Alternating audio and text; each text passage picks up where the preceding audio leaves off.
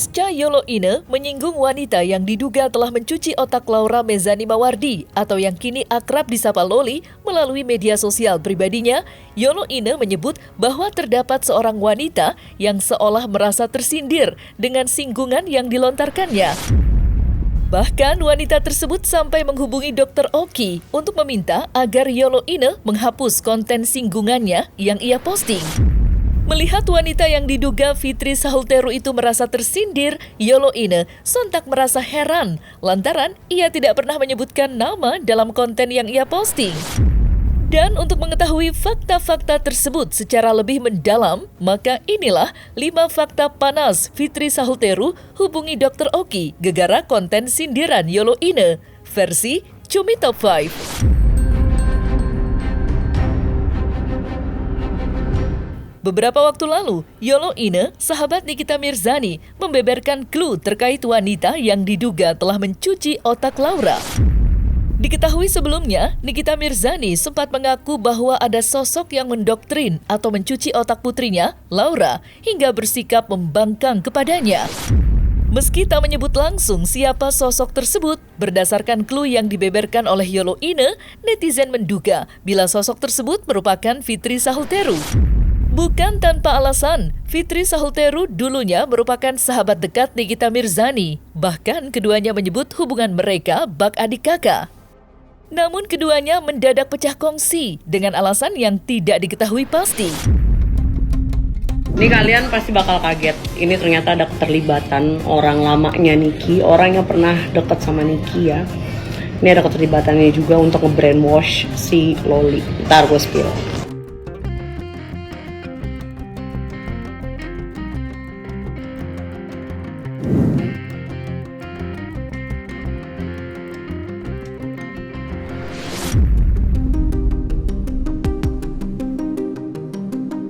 Tak berselang lama, usai membeberkan clue terkait wanita yang diduga telah mencuci otak Laura, Yolo Ine menyebut bahwa terdapat seorang wanita yang meminta ia untuk menghapus konten singgungan yang ia posting melalui perantara Dr. Oki. Menurut pengakuan Yolo Ine, wanita tersebut adalah Fitri Sahulteru. Dan disebutkan olehnya bahwa Fitri Sahulteru menghubungi Dr. Oki secara langsung. Gue kan nggak bilang itu story gue tentang dia. Gue nggak bilang loh. Tapi kenapa Kak Fitri Sahulteru sampai telepon ke Dr. Oki? Kan saya bukan nyindir kakak. Ngapain kak? Tenang aja kak. Kalau misalnya emang nggak kesebut namanya, aman-aman aja. Jadi setelah gue naik konten yang masalah ada orang ketiga, orang yang pernah dekat sama si Niki, ikut nge-brainwash Laura ya. Ini kita sebut namanya Laura ya. Dia tersinggung, dia langsung call Dr. Oki. Nah Dr. Oki langsung bilang ke gue, sayang ada amanah nih, dia minta take down story kamu, dia minta kamu jangan bawa-bawa dia. Yang bawa-bawa Kak Fitri Sahulteru juga siapa? Merasa tak menyebutkan nama secara gamblang dalam konten yang ia posting, Yolo Ine mengaku heran melihat Fitri Sahulteru tersinggung dengan konten tersebut. Ya, menurut Yolo Ine, jika memang Fitri Sahulteru tidak memiliki kepentingan dan tidak merasa bahwa dirinya lah yang telah mencuci otak Laura, ia seharusnya tidak merasa tersinggung, bahkan sampai menghubungi Dr. Oki.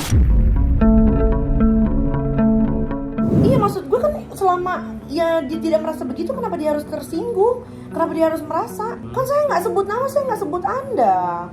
Kok bisa-bisanya telepon Dr. Oki merasa story saya buat kamu sih? Nggak usah gitu, nyantai aja kalau emang nggak merasa. Apa merasa kali?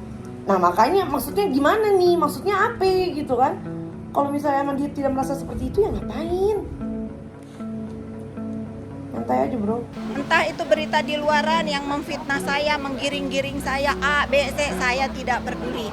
Urusan saya sama Tuhan. Saya tidak pernah mau ada perselisihan antara ibu dan anak di Indonesia.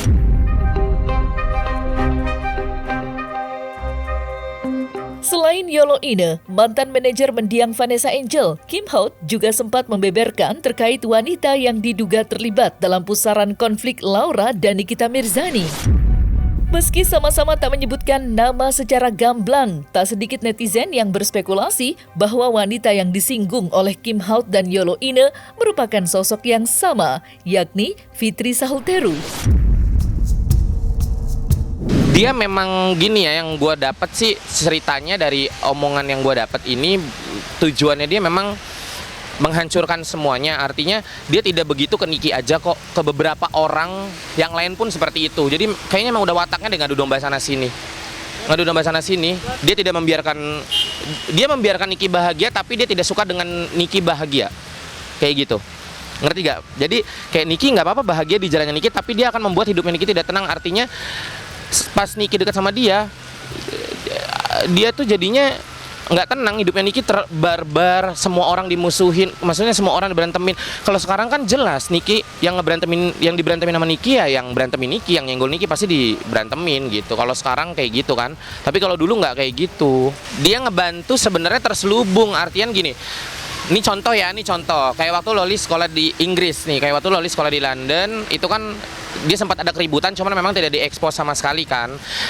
Belum terlalu rame lah gitu. Akhirnya sampai berita itu rame, Loli mau pulang ke Indonesia, orang ini bilang, udah Loli kamu gak usah pulang ke Indonesia, diem aja di London sekolah, nanti tante transfer. Dari orang dekat, bukan dari orang dekat lagi, dari adik kandungnya. Mau gue telepon sekarang. Handphone gue nih sama tim gue ya. Handphone gue sama tim gue sih bisa gue telepon adik kandungnya langsung. Gue juga baru tahu dia adik kandungnya. Demi Allah nih gue udah jawab ya, nggak ada spill lagi. Dia adik kandungnya. Gue dapat info dari adik kandungnya, satu ibu beda bapak. Satu ibu sama orang ini beda bapak. Jadi siapa namanya interpretasikan sendiri aja ya pemirsa. Meski rumor miring tengah menyelimuti, Fitri Sahuteru tampak enggan berkomentar lebih dalam terkait itu semua. Justru dalam kesempatan tersebut, Fitri Sahuteru mengaku sudah tidak peduli dengan konflik antara Laura dan Nikita Mirzani, yang padahal diketahui sebelumnya, Fitri Sahuteru dan Nikita Mirzani memiliki hubungan yang sangat dekat. Lantas, apa alasan Fitri Sahuteru enggan berkomentar? Saya sebetulnya antara tahu nggak tahu ya. Pertama saya juga udah nggak mau tahu, kedua juga nggak penting buat hidup saya, ketiga juga dibilang saya nggak mau peduli ada, nggak mau pedulinya, dibilang peduli sedikit ada, karena saya manusia juga. Dari awal saya mendengar ada perselisihan antara ibu dan anak ini, saya tidak mau berkomentar. Kalau nangis kan manusia ya, semua manusia pasti bisa mengeluarkan air mata. Bagaimana permasalahan hidupnya. Hidup ini kan berputar ya, kadang bahagia, kadang sedih. Semua manusia bersedih pastilah mengeluarkan air mata. Nggak perlu dikasihani.